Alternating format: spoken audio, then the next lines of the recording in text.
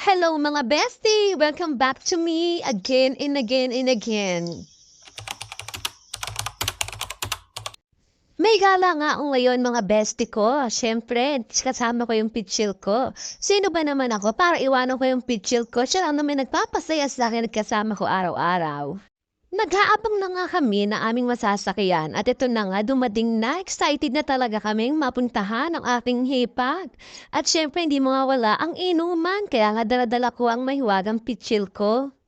At sa wakas mga besties, naasakay na kami ng pitchil ko at ito na nga umaaraw pa ako sa may sasakyan. At sinama ko na rin ang aking pitchil sa aking pagpapaganda ngayon at syempre mahaba ang aming biyahe. At kasabay kong nang bumiyabiyahe, yung mga kabeste kong mga fresh, mas fresh pa sa buko, niyaya ko nga pala silang mag-inom pero may gora daw sila. Ayan sila o, di ba ang gaganda nila? Sana all.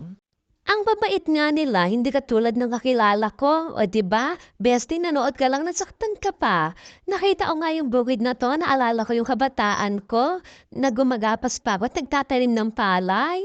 Napakasarap talaga ng buhay namin noon kahit hirap kami sa bukid. At masarap din talagang magtira sa bukid. At eto na nga po tayo sa Barangay Kabulihan at eto nga ating pupuntahan ngayong araw. At makikita rin natin sa videong ito yung pinapagawang pabahay na ating Municipality of General Mamerto Natividad. At isa ito sa mga proyektong napakaganda. Maraming salamat po sa pag-aalaga sa ating bayan. Saludo po ako sa inyo. Malapit na nga ako mga bestie sa aking pupuntahan at pababa na nga ako ng tricycle.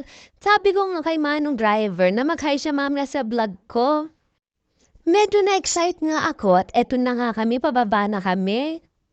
Pagkababa ko nga sa tricycle, nakita ko na agad yung aking hipag at syempre kitang-kita ko yung mangiti sa kanyang mga mata kasi kasama ko yung pitchil ko. Ay, sana all. Nagdire-diretso na nga ako sa tindahan niya at meron nga pala siyang tindahan ng mga lutong ulam.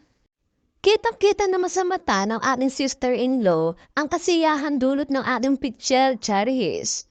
Nagulat na nga lang ako at maraming mga bata rito, inaantay pala o kanina pa, mamaya na lang sila magpapapicture sa akin. At hawak ko na nga umahiwagang Ginebra San Miguel, Charis, yung bilog. At eto na nga, sabi ko na nga, titingnan ko kung meron tayong premyo dyan sa sealed na yan. Sabi ko, wala man lang kahit 5 piso, 10 piso. Habang nagtitimpla nga ako, eto nga para si Mama, shout out sa'yo, Mama. Mama nga pala yan ng hipag ko, syempre pamilya na kami at syempre kanya-kanya na rin kaming tawag sa isa't isa, Charis, at diba ang gulo? Madalang nga rin kami makita ng hipag ko kaya nga nabisita ko at may binigay din pala ako sa kanya kaya ako napunta dito.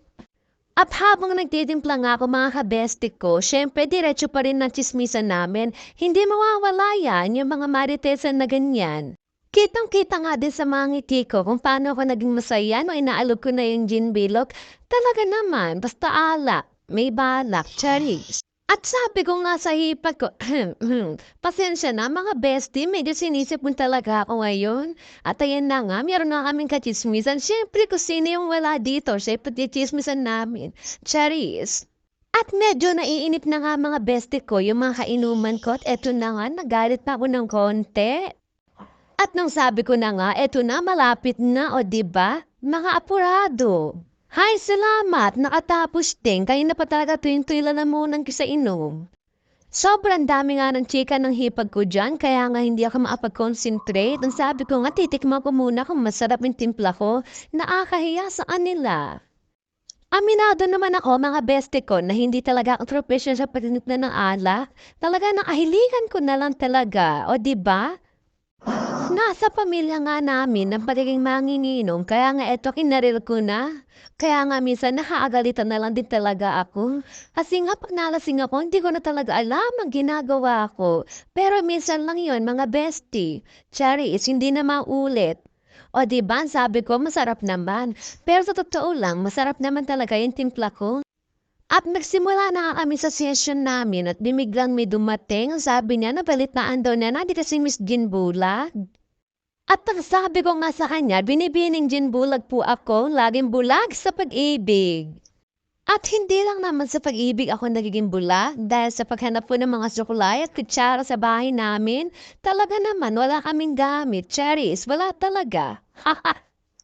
Pagkatagay nga na kumari ko, bigla na lang siya naging waitress. Sana on. At eto nga'y mga kainuman ko, busy sa ani kanilang relasyon.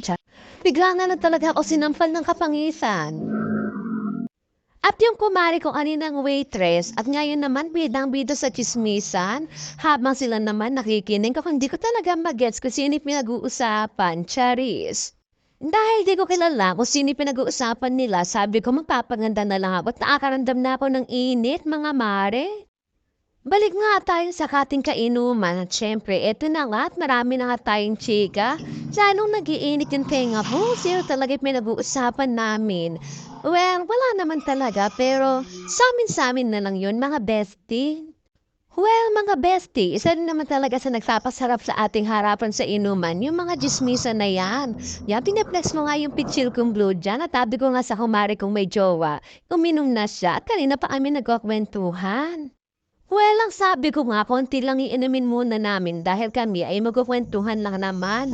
At nabikita lang naman ako dahil sa aking hipag at nibinigay lang naman ako. Medyo paganda nga tayo ngayon kasi nga't nakaramdam na ako ng init. By the way, mga bestie, ngayon ko lang naman talaga sila nakaharap sa inuman at kaibigan sila ng hipag ko. Mababait naman sila. At hindi rin naman talaga mawawala sa barkada yung pilit na nagpapapress kahit bulok na, di ba? Nag-lip tint lang naman ako, bakit ang ganda-ganda ko? O di ba ganda-gandahan na naman ng lola nyo? Well, mga bestie, sabi ko nga sa mga nagchat-chat sa akin na kung ayaw nila yung videos ko, mag-skip na lang at sabi ko naman masaya naman ako sa ginagawa ko. Well, wag niyo nang pansinin talaga yung mga dumadaan sa sasakyan habang nagbo-voice over ako. Malapit lang naman ako sa highway, mga bestie. Pagpasensya nyo na, well, pati naman yung camera ko ay hindi rin naman talaga quality. Dahil ang gamit ko namang cellphone ay mahinang nila lang din naman. Charis. Low-key ba? Low-key. At eto naman tinapatwin na may sarili ko sa camera. Feeling ko talaga ako yung bida, pero fake din naman. So maraming salamat nga pala sa mga nagsishare ng video ko at sa mga nanonood. Maraming salamat po. Na-appreciate ko po. Promise, gagawa pa ako ng magandang videos. I love you. At dahil may bisita nga tayo, patatagayin natin yan. Hindi ko nga alam talaga kung ano talaga ang gusto niya at kung ano talaga yung reaksyon niya. Kung magiging masaya ba siya o malungkot siya, may timpla ko. At nang sabi ko nga, masarap yan, wag siya mag-alala. Eto na at dinamnam niya talaga ng gusto. Hindi ka talaga alam kung ano reaksyon niya. Masaya ba talaga siya o pinipilit lang na inumin dahil may camera? Well, thank you pa rin po at na-appreciate ko po dahil sa pagtagay mo ng timpla ko. Di mo ako pinahiya. Nabalitaan na nga nila na andito ako at pumunta na nga sila, Charis, nakataon lang. Pinatari na nga natin yung mga kumpare natin. At ayun nga, sarap na sarap sila. At syempre, hindi ako magpapaawat. Ibibida ko talaga yung timpla ko, pati yung picture kong blue. At napaka-supportive nga ng hipag ko at siya pa talaga yung nagtagay. Sabi ko nga kay kuya, masarap yan, huwag siya mag-alala at walang lason. Maraming salamat po sa mga naritagay doon sa aking patagay, Charis. Well, maraming salamat po, Barangay Kabulihan, sa inyong mainit na pagtanggap. Uy, ano ka, artista? Eto na nga si Kuya kumakaway na at inahanap na yung tagay niya. Sandali lang, Kuya, Charis. Mahal na mahal ko naman talaga yung mga taga dito kasi nga, andito yung hipag ko at dito nakapangasaway kuya ko. Well, shout out po sa inyo, Barangay Kabulihan, Kapitan, baka naman, Charis. At mukhang hindi naman ako napahiya kay kuya at napasarap yata yung sagay niya at nag-iisa pa. Ewan ko lang talaga kung di ka pa masiyahan, Charis. Si kuya namang isa yung bibigyan natin, patatagayin natin at kumakaway na din. Sabi ko nga wala pa pero kaway na ng kaway. Maraming salamat po sa inyo. Well, kahit ako'y sabog na dyan sa mga oras na yan, Charis, maganda pa rin naman na po. O, diba? Bilis ng transition. Sabi ko nga, ako naman ang tatagay at para naman maging presyo o kahit ilang minuto lang. Diba? Well, patapos na rin naman na kami sa aming session at palapit na rin ako umuwi. Siyempre, uuwing fresh. Uy, at eto pa nga si kuya, humabol pa, siya daw ang last shot.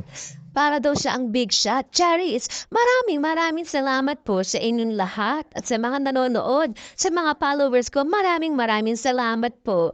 Pauwi na rin talaga ako dito at ako'y nag-aantay lang ng sasakyan at ito na nga at nandito na nga po naglalakad na papunta sa aking tirahan. So maraming salamat po sa aking mga followers at talaga sumusubaybay, nag-share ng videos ko. Maraming salamat!